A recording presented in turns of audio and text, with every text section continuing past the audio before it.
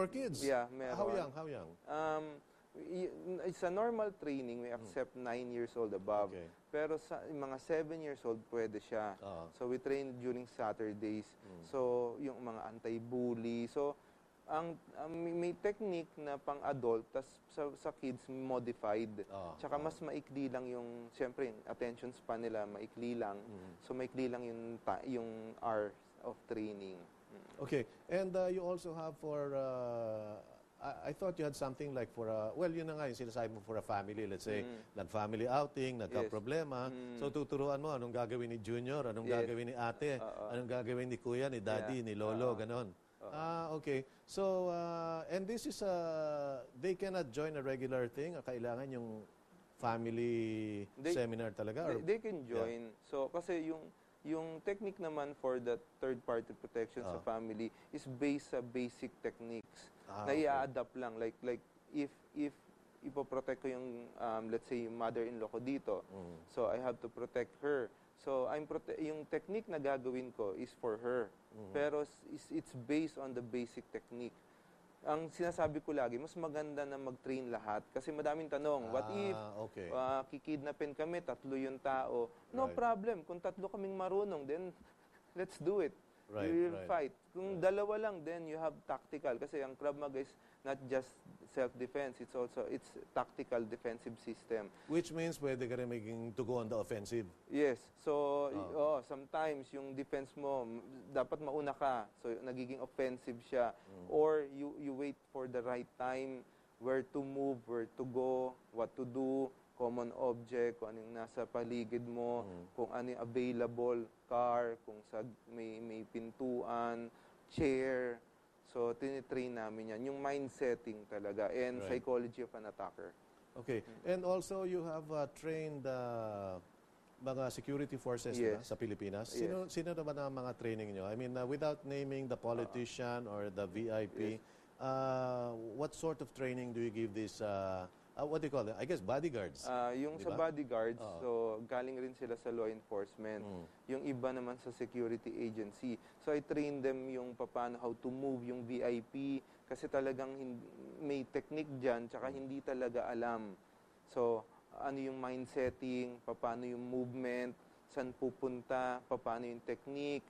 Hindi lang naman ang attack sa VIPs, just gun or stab. May attack na lalapit, shake hands, hindi bibitawan, or probably babatuhin ng pie lang, just pampahiya lang, or a shoe. Yeah. Just going. Ginawa kay George Bush yun. Binato na sapatos. Presidente ng Amerika yun. Yeah, si Bill Gates, binato ng pie. Sapol. Lahat ng bodyguards niya, tinanggal niya. Really? And that guy's just, nagko-collect yan ng mga binabastos niya na kilalang celebrities. Ganun ba nangyari kay Bill Gates? Yung nasapak siya ng... binato siya ng pie. Yung guy na yon nagbabato talaga ng pie sa mga known celebrity. Si Tom Cruise, in-sprayan ng water. So what if that's acid? So yung mga ganun na attacks, that's the more common. So fire that, ilan bang bodyguard ni Bill Gates ang final niya ron? Lahat. Really? Lahat. No, because I was able to, one thing, I mean, I was able to be in the same room with Mayor Michael Bloomberg ng New York City. Kasama niya si Bill Gates, 2 bilyonaryo yon. Wala kang makikita sa paligid niya. Pero siguro kung, if you attack them, they're gonna appear all of a sudden. Because wala yung mga Howie boys dito. Meron mga Howie-Howie. Wala. They're just walking. But without a doubt, that's the mayor of New York City. And that's Bill Gates, the richest guy. I'm sure they had bodyguards somewhere. Is it also part of Krav Maga training to be invisible? The problem kasi sa States is much safer sila eh. Okay. So may mga clients ako na pag pumunta ng US, halos walang bodyguard. Sa Southeast Asia, they bring 3 bodyguards. Talaga? Sa Philippines, syempre, 12 ang bodyguard. So yung speaking about New York, so isang client namin na has been train ko na for 2 years yung bodyguard niya kasi yung Mayor Giuliani yung nag-seminar sila. So in-endorse talaga ni Mayor Giuliani ang Krav Maga because New York Police do Krav Maga. So really? Yeah, Okay. So yun yung sinabi niya. This is the best self-defense and combat system if sa bodyguard, sa sarili, law enforcement. Oo. So, kinontak ako, hinanap talaga. So, I trained them last 2010. Bodyguard si Ned Giuliani? No, yung isang businessman na okay. Filipino na kaibigan si ex-mayor Yeah. Giuliani. So, last year I trained them too. So, yun. So, actually, ang dapat ng bodyguard talaga malapit sa tao eh. Right. Okay, close in. Ang ano lang kasi sa States, medyo ano sila, mas safe kesa dito, mas high risk sa Philippines eh. Siguro, they were in a controlled place, kaya medyo malayo. Yes. Siguro habang nagiging mas delikado, palapit ng palapit yung mga bodyguards. Paglabas na, papasok sa car, so may formation yan, may malapit, may circle of defense yan, may first line of defense, second, third, meron sa malayo. So you teach that too, Dindo? Yes, You teach that too. Yeah. So anybody out there, na for instance, whose life may be threatened because of their profession or because kung ano man dahilan, Yes. real or imagined, di ba? Kaya, they can get in touch with you. Yes. By the way, if you want to get in touch with Krav Maga, itong International Krav Maga Federation, ito po ang number nila, 211-7261. That's a landline. Yes. 211-7261. Now, if you want to go to their website, it's www.kravmaga.ikmf.ph. IKMF, tandaan nyo na lang, International Krav Maga Federation. Okay? And sa Facebook, facebook.com/IKMF Philippines. Yes. Now, well, if you're in Facebook, ilagay mo na lang Krav Maga or IKMF. IKMF, yeah. Pupunta ka na doon sa site, no? But then again, the landline is 211-7261. Hindi na ba tayo magbibigay ng cell? Pwede. Okay. So, Can I have it? 0922 Okay, 0922 827 827. 0388.